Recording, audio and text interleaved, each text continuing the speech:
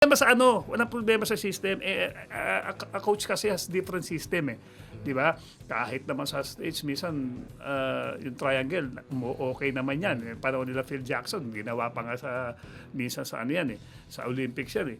Okay, walang problema. Yun nga lang nakita ko yung changes sa role. Kasi puro na kay Kamador eh. Dito dinidefine na ni coach ano role nyo eh.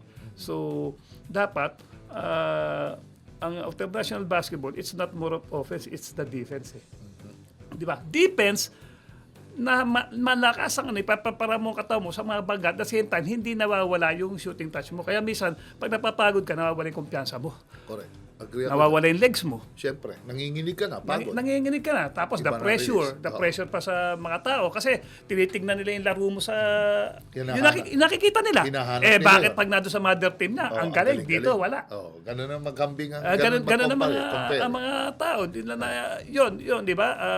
At dito, puro baldog. Hindi naman sa puro baldog po. Pero siyempre, ako pa rin, may faith pa rin naman ako sa ating dahil basketball players tayo, kahit sabihin lang maliliit tayo. Actually, natutuwa ako, matibay na yung natin eh. Yung 5, yung Midora Brown, tsaka yung Edu. Tapos papasok pa sa susunod na yung Kai Soto. Ako natitibayan ako diyan.